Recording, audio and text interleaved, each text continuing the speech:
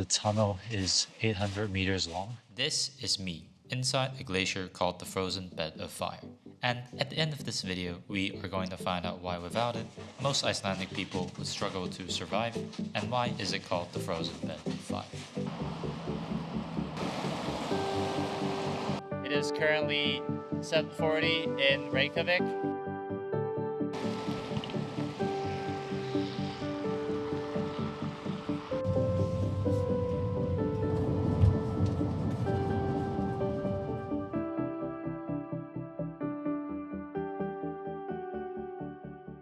So I want to share some fun facts about the frozen bed of fire. The depth of the snow, it's more than the Eiffel Tower in Paris. It's a tourist destination as well, and people also ride snowmobiles, and there are even tours going inside, which is what I'll be doing, and trying to figure out what makes this so special.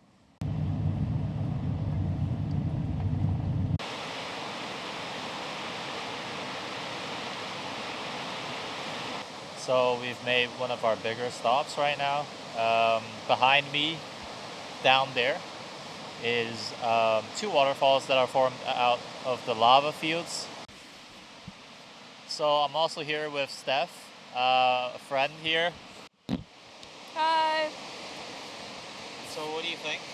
I think it's really pretty. It's really easy to film because it's already gorgeous. So we're currently at Húsafell. So a bit more about the glacier. The glacier was formed around 3,500 years ago, and it was formed by snow just falling and never melting, and thus becoming a glacier. At its melting point, I think thanks to climate change, and it'll be gone by 50 to 100 years if the current rate of temperature growth remains. To get up there, the glacier is around 1,400 meters above sea level. This glacier is close to the capital, which means that most of the water runs into the capital. Yeah. So that's where people all drink it. More than half of our population lives over there. Okay. Most of the water will run over there, but also it's in the middle of the country, so it's not going into the ocean. It's not mixing with the salt water like with the big one in the southeast. Okay. So that one is mixing in with the salt water. It's not drinkable anymore. Yeah. So this one is very important to us. Also, it provides us with Gullfoss, the big waterfall in the Golden Circle. So most of the beautiful waterfalls we have in the southeast come from this glacier as well. I think what I like about Iceland so far is that I thought, of course it's going to be beautiful. I mean, it's Iceland, but the expectation was here, reality was kind of up there. So it really is that pretty. So the ride out and back is 4 hours in total. The next ride that we're going to be taking is not just a normal bus. It's going to be, I'll show you. So that is our ride. It was originally used as a missile launcher by NATO. Well, not that one. That one. I think this is this is where the real adventure is going to start. So far we've just been on a bus driving through the highlands, which is already pretty amazing enough, but now I think it gets crazier.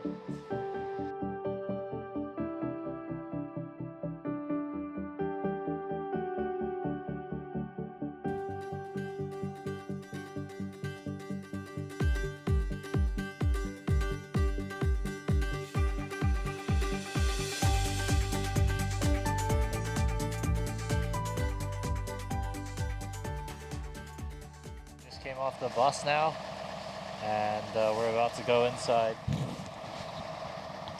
here. So down there. Oh! Gotta put these ice spikes on now. So this has to be one of the coolest experiences. It's my second time in the glacier right now. These are the most dangerous things you'll find on a glacier. These are what we call death traps. These look quite innocent on the inside. On the outside, these can be 100 times bigger. They can swallow a truck. So that's why we have a designated track that we drive on. We don't go anywhere off that track because these holes are everywhere. These, not only are they cute on the outside, but they reach the bottom. And the average thickness of the ice up here is about 220 meters. So you can imagine it goes for quite a while. But not only does it just go down, it goes anywhere around the glacier. So if you look up here, you see it. You can't really see it go all the way out. That's because it actually changes into many different parts.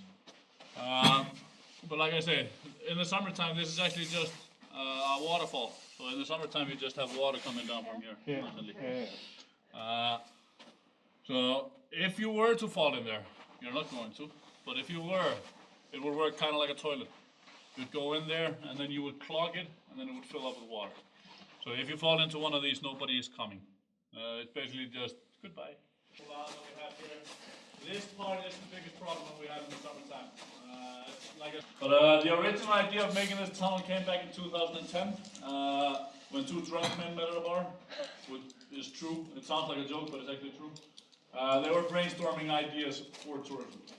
So the main purpose for this tunnel was tourism purposes, even though it has of course been used for other things. Scientific purposes, glaciology, filming, all kinds of different things. We started digging the tunnel in 2014, and we finished in June 2015. So it took 14 months to dig the tunnel. And they met basically where the other guys were. So this team over here did 80% of the tunnel, while they did 20%. As you can see, we have shortened the tunnel a little bit due to that one closing down.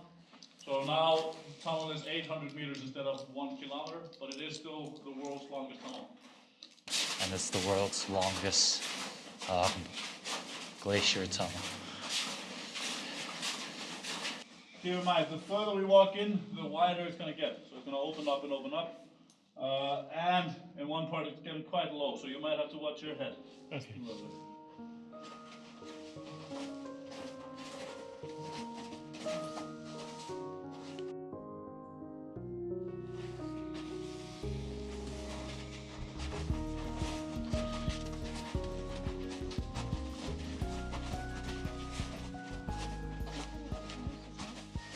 And there is no way that we're gonna get the glaciers back just by some miracle. For us to do that, we need another ice age. If you look at the picture here, you can see today it says that it's at its biggest, which is of course not true. It was at its biggest in the 1800s. It was still growing at the settlement of Iceland, which is 874. It kept growing over a long period of time, then it stopped growing, and it stayed pretty much the same. So it was melting the same amount that it was growing every single year. And then eventually the normal melting process of a glacier started, which completely normal. Glaciers come and glaciers go. It happened during the Big Ice Age. But the speed that it's happening at is what is crazy. It's going approximately 50 times faster than it should be. If you look at the picture here, it says it's going to be gone in 2165. But you remember I told you 100 to 120 years. That's 2125 to 2145. So it is closer, and this is only 10 years old, and it's already changed by 20 to 40 years. So you can imagine how unpredictable it is. Some years it melts super fast, some it doesn't melt as fast. So you don't really, it's hard to put a year on exactly when it's going to be gone. So it's a big gap there in between, 20 years.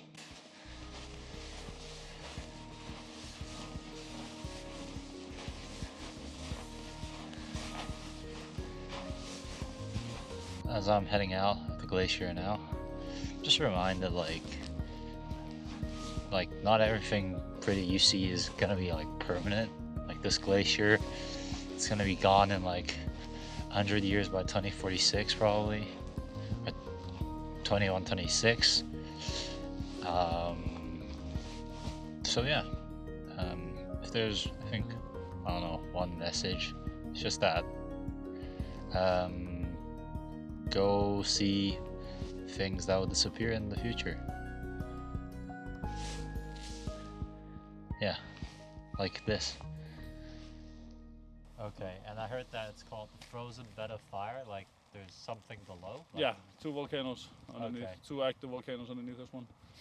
That does not mean they're erupting, of course, but the magma is moving around underneath the core. Okay. So it could erupt. We will know if it's going to happen. Okay.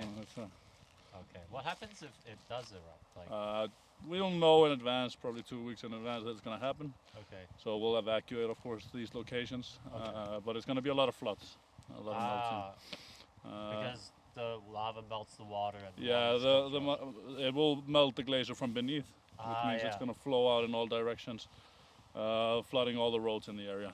Okay. And all the villages, of course. But Let's we hope that we have precautions for Yeah, this, yeah. so we know what to do. It's not our first rodeo. Yeah. Been there before. I don't know if I'll visit again. Maybe. We'll see.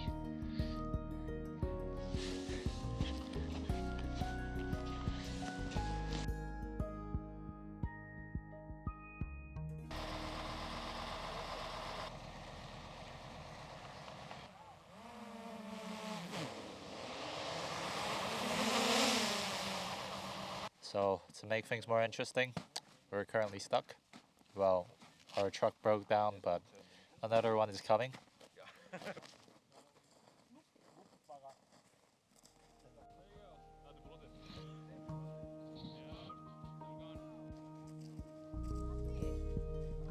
Our truck is still stuck. It's back there somewhere. We've just decided to walk. I want to walk back, but Bosco says it would take me 6 hours. That's a good estimate,